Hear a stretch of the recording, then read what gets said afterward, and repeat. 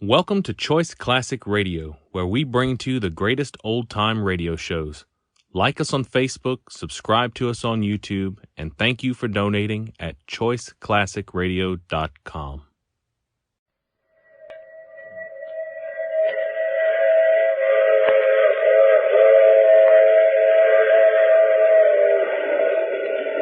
The Mutual Broadcasting System presents The Mysterious Traveler. Written, produced, and directed by Robert A. Arthur and David Cogan. And starring tonight two of radio's foremost actors, Leon Janney and Ralph Bell. In The Man Who Tried to Save Lincoln.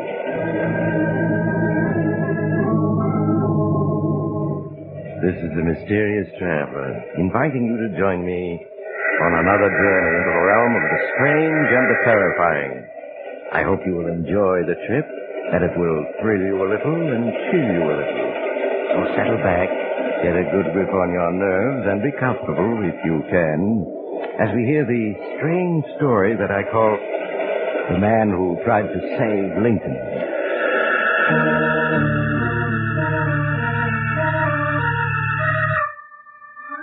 February 12th, of course, is Abraham Lincoln's birthday. And next April 14th is the anniversary of his death at the hands of an assassin.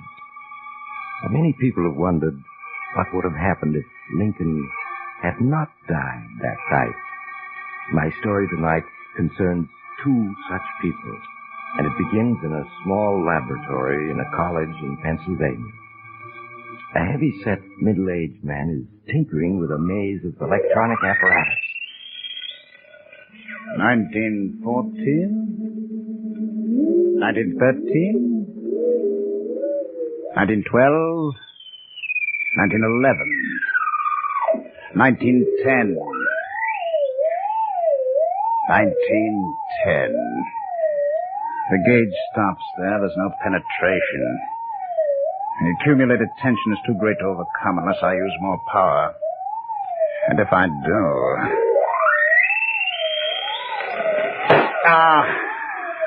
just as I expected, the field coil blew out. 39 years penetration, and there I stick. Maybe if I get a more powerful tube. Hello, Professor Hodges speaking. Professor Hodges? This is Miss Erskine. Mrs. Erskine? Oh, Professor Hodges, you've forgotten. I have? Forgotten what, Mrs. Erskine? My tea, Professor. Oh, it was very naughty of you, but I know how absent-minded professors are, so I'll forgive you if you'll come right over. Oh, yes, your tea. The truth is, Mrs. Erskine, I'm not going to let you say no. The dean is here, and some very attractive young women, and someone you surely want to meet. I do? Oh, yes, Tom Morrison. You know, he just wrote that wonderful book, If Lincoln Had Lived, You Must Meet Him. Oh, yes. Is he any relation to former Professor Henry Morrison? His son. Now, you will come, won't you, right away? All right, Mrs. Erskine. Maybe I need some social life to take the cobwebs out of my brain.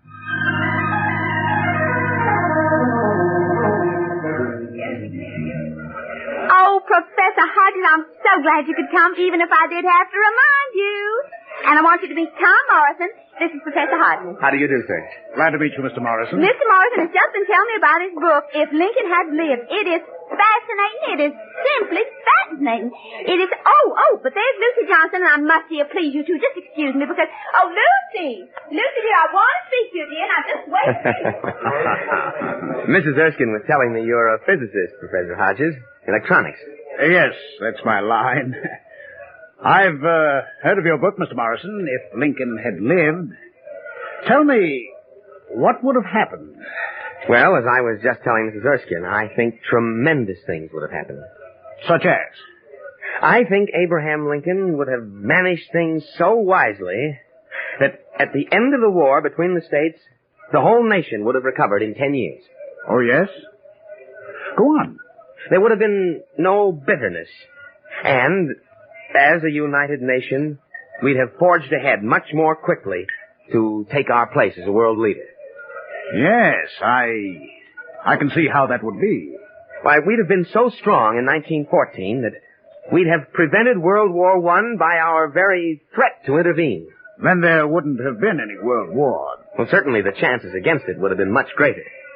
Mr. Morrison, Tom, I am glad I came here today. I think you're the man I need. Need? In what way? I'm in the middle of a tremendous experiment. I need a man with imagination. That's you. I need a man I can trust. You again. Professor, what is this experiment? Tom, I'll answer one question with another. How would you like to step back through the pages of history to that fatal night of April 13th, 1865, and save Abraham Lincoln's life?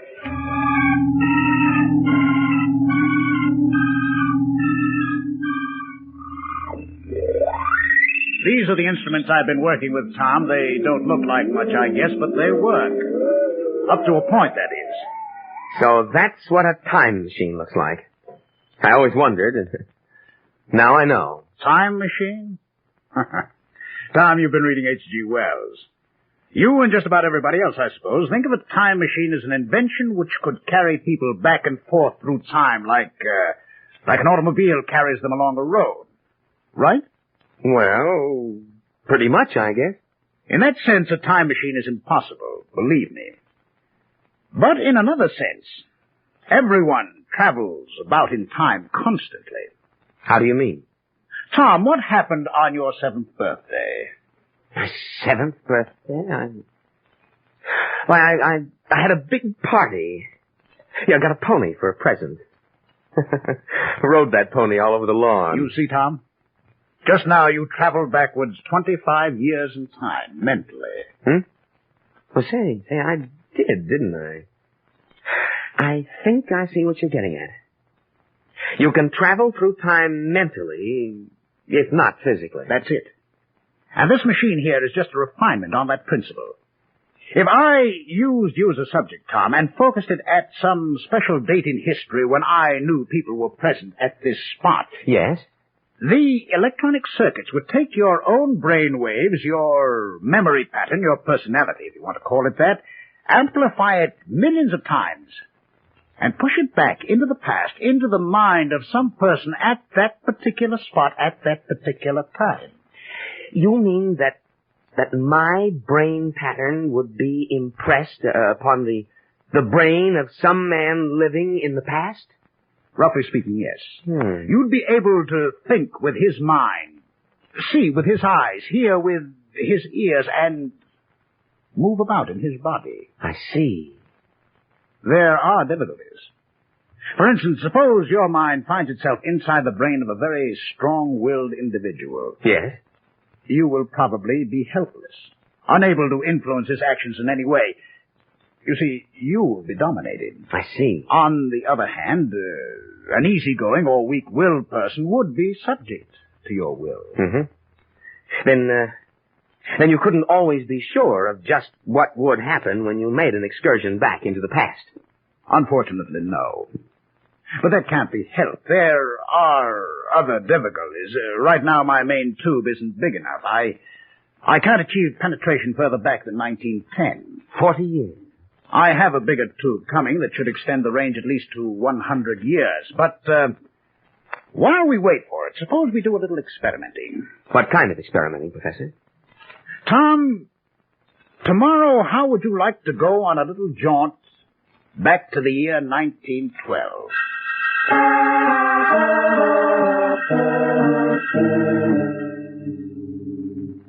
Comfortable, Tom? Feel fine, Professor. I've purposely arranged this chair so that you can see out the window. You see the public library across the street? Yes. It was, erected in 1912, wasn't it? The very year you're going to visit. Did you know your mother was one of the first librarians there? Yes. It's family history that she met Father when he went in to get a book. He was so bowled over, he forgot the book. He also forgot to sign the library card in the back of it. I have the very book right here. The Life of Lincoln. The same book? It looks as if it hadn't been read in 40 years. It hasn't. Here's the card. Here's the line where your father should have signed his name. Perfectly blank. Dad certainly must have been smitten. That's just the point. Tom, I know it's possible to send your brain pattern back in time, but is it possible for you to change anything that happened then? To change anything? I hadn't thought of that.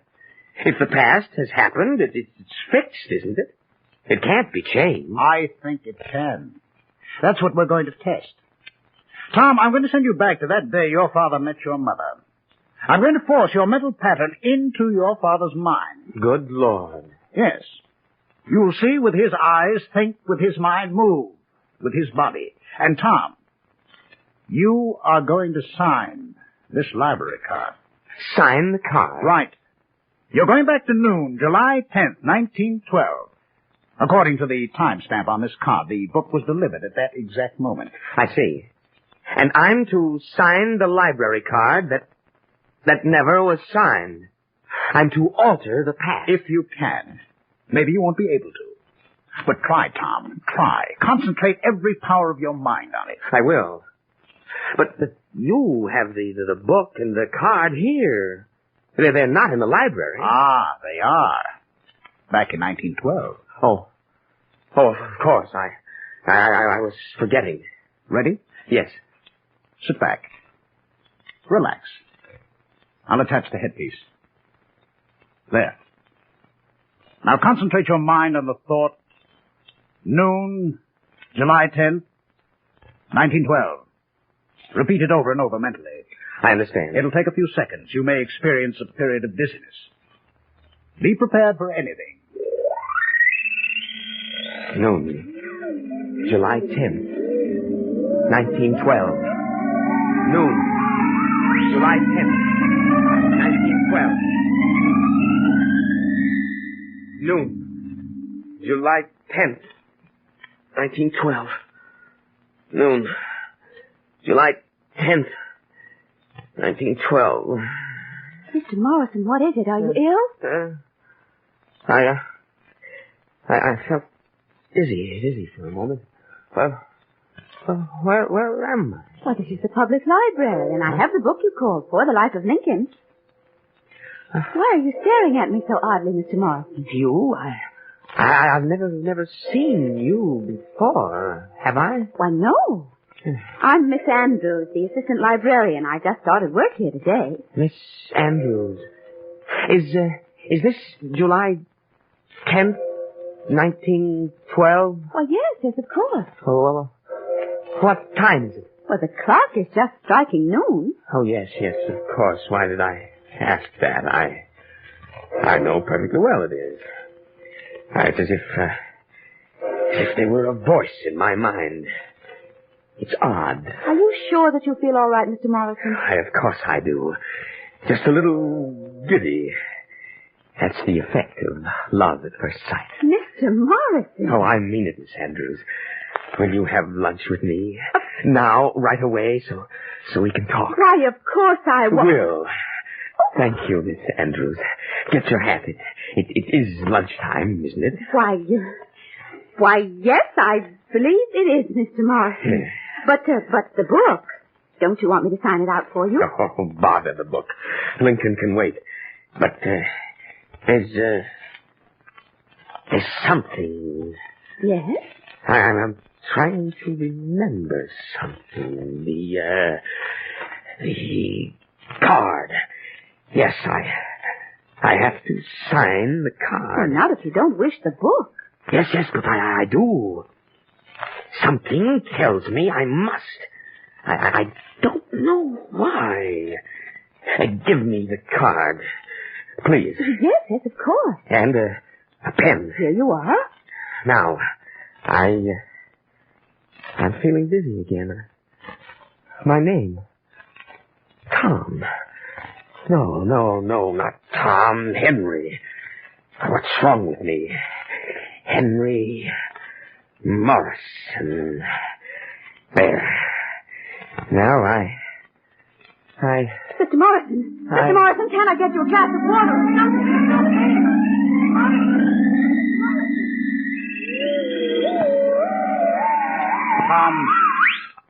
Tom, here.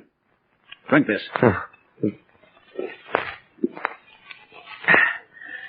Thanks, Professor.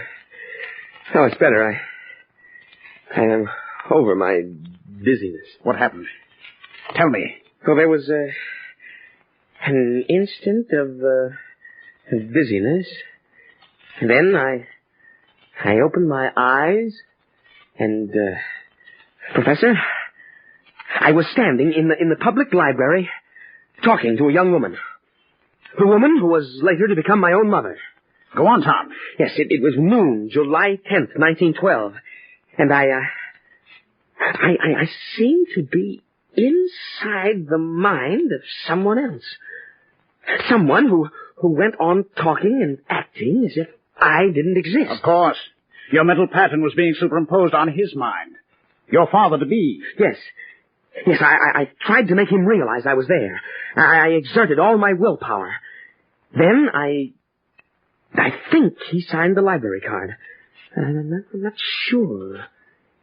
Everything got far away and dark then, and I was sitting here with you back in 1950.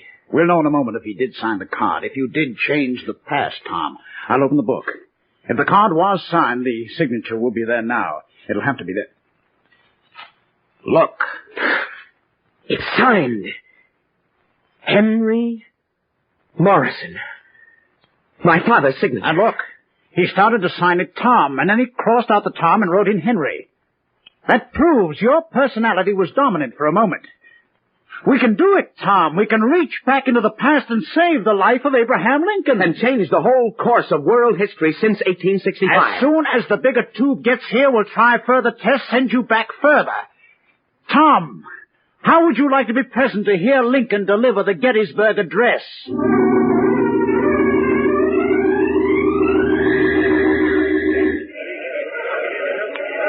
Hey, you, take care. Step on that foot there. Oh, sorry. I felt dizzy. Well, where am I? Where are you? Yeah. You crazy? It's Gettysburg, of course. You ought to know you lived here all your life, Jesse Evans. Quiet, the president's going to speak. The president? President Lincoln, of course. 87 years ago, our forefathers brought forth on this continent a new nation, conceived in liberty and dedicated to the proposition that all men are created equal. Now we are engaged in a great civil war, testing whether that nation or any nation so conceived and so dedicated can long endure. We are met on a great battlefield of that war. We have come to dedicate a portion of that field as a final resting place for those who gave their lives that that nation might live. It is altogether fitting and proper that we do this, but in a larger sense, we cannot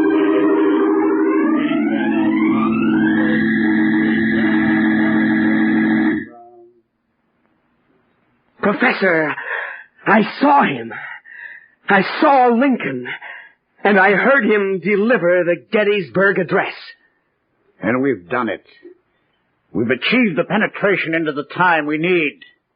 We've proved you can stay there at least half an hour. It was terrific. There was a farmer named Jesse Evans, a simple fellow. I was able to control his actions without difficulty. And for 30 minutes, I saw Lincoln, listened to him. Now I know I'm right. If Lincoln had lived, we'd all have a better world today. Tom, we'll leave for Washington tomorrow. We'll set up our instruments and equipment in the Ford Theater itself, where John Wilkes Booth shot Abraham Lincoln at about 10:15 on the night of April 13th, 1865. And you will return to that fateful night and prevent the shot from being fired.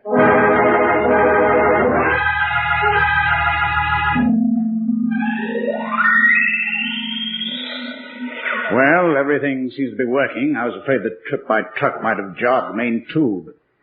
How still it is here. How hushed. Listen to the silence, Professor. as if not a single sound had been uttered here since the night Lincoln was shot. Well, Tom, considering this place is a museum now, and maybe 1 million people have visited it... Still, the atmosphere of silence is here. Think of it, sir. Through that doorway, Abraham Lincoln walked. Across those boards. Up those stairs. Walked unknowing to his death. While John Wilkes Booth lurked outside, a loaded pistol in his pocket. I know what you mean, Tom. Now let's plot our strategy. We have the place to ourselves until tomorrow morning. Let's try to imagine this theater as it was, April 13th, 1865. Let's figure out just where everyone was, so far as we know. You tell me, Tom. You're the expert in this field. All right, Professor. Now, over there is the box office. There, the entrance. This was the auditorium. And there, of course, was the stage. Up there was the private box in which Lincoln and his party sat. Ah, I wish we could get the gadgets up there, but we can't. Have to work them down here. At about 9 o'clock in the evening, the President and Mrs. Lincoln entered with 2 guests. The play had already started. A ticket taker named Buckingham took their tickets, and an usher led them to their box. I see. Go on, Tom. At about 10 minutes past 10, John Wilkes Booth sauntered in. He spoke to Buckingham, the ticket taker. Then he went on upstairs toward Lincoln's box. In his pocket, he carried a brass derringer loaded with 1 shot. And he struck almost immediately. Yes, sir. The President had an armed guard, John F. Parker. But Parker was criminally negligent. He left his post to watch the play. Left Lincoln unguarded. Booth slipped into the President's box, fired 1 shot into Lincoln's head, leaped to the stage, and made his getaway. Now, Tom. Yes, sir. Our experiments have proved definitely that your ability to alter the past depends on the type of mind into which the electronic pressure forces your own mental pattern. That's right. If I should hit a strong-willed man, I might not be able to control him at all. A neutral or weak-willed type I can control and force to act. And you must act. Booth must be killed. You understand that? Of course. If I just stopped him, he might strike again later. Another danger is that we might send your mental pattern into the mind of someone who did not know Booth and would be unable to stop him in time. What do you suggest, sir? We have 2 possibilities. First, the guard Parker. He was weak-willed, and he was armed. He seems the most logical choice. Unfortunately, we don't know just where he was for part of the evening. He left his post, and wandered around. And the pattern of pressure must be very carefully aimed. Of course. If we missed him... No telling what would happen. My choice is Buckingham, the ticket taker. Buckingham, eh? A ticket taker is not ordinarily a man of, shall we say, great mental achievements. You will probably be able to control him, and remember, he knew Booth, and in fact spoke to him. That's true. Also, we know almost exactly where he stood the whole evening. There by the entrance. All right, Tom. We will plan on sending you back to April 13th, 1865, into the mind of Mr. Buckingham. Now, let's start getting ready.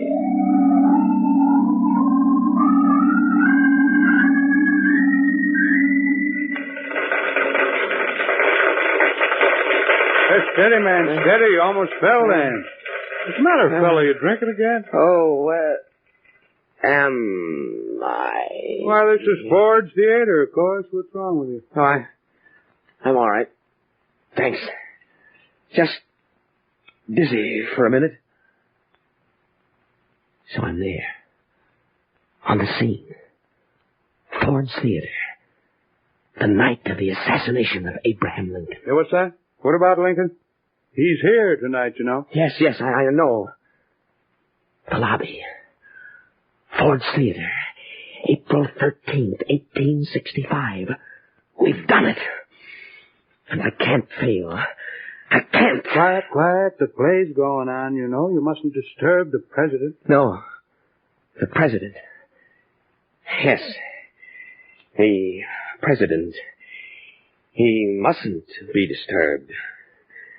Oh, no, I'll see he's not disturbed. You're acting awful strange. You're talking odd. Well, who am I? Tell me, who am I? Is my name Buckingham? Buckingham? That's a good one. Tell him, Harry, is his name Buckingham? It can't be. You're Buckingham. You? You're Buckingham? That's right, fella. Say, how much did you have to drink tonight? Nothing. We missed. Somehow. We missed. But it won't make any difference. It won't. I'll find him. Look, why don't you go in, find an empty seat, and sit down till you're all right? No. Can't sit down. Got to find someone. Who? Lincoln. Yes, President Lincoln. And John Wilkes Booth. Got to find them. Save. Kill. Harry, help me to hold him up. He's staggering. I'm dizzy. Got to concentrate on Lincoln. On Booth. Concentrate. There's no liquor on his breath. He's ill. Better get him outside. No, I'm all right. It's 10 after 10. I have something important to tend to. Life and death. Have you seen Booth? John Wilkes Booth. The actor. Have I seen Booth? Yes. Excuse me, Buckingham. I've got to go on in. I have a very important engagement to keep. Yes. Very important. A matter of life and death. Well, if you're sure you feel all right, go right ahead. Thank you. Good night, gentlemen. Well, that was a funny performance. If I hadn't smelled his breath, I'd have sworn he was drunk. He's a funny one. Never know what he's up to. That talk just now about having an important engagement. Just bluff, you may be bound. Do you suppose he's in his right mind, though? Asking us if we'd seen John Wilkes Booth, the actor, when he's John Wilkes Booth.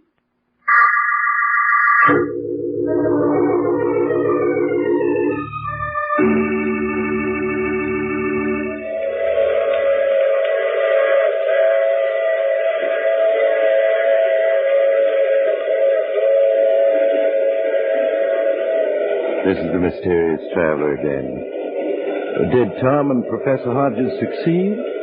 No, you have only to open your history books and know they didn't. The past can't be changed, only the future. And it can be changed for good or evil, now, today, by you, and you.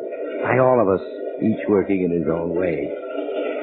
What future are you working for? While you think about it, I'll tell you about next week's story, The Big Hand. It's about two criminals who risked their lives in a desperate gamble for $1 million with death as their ever... Oh, you have to get off here. I'm sorry. But I'm sure we'll meet again. I take this same train every week at the same time.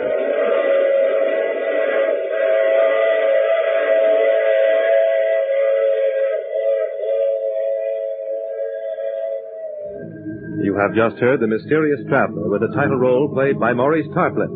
In the cast were Leon Janney, Ralph Bell, Miss Leslie Woods, and Raymond Edward Johnson. Original music composed and played by Al Finelli. This is Bob Emmerich speaking. This is the world's largest network, the Mutual Broadcasting System.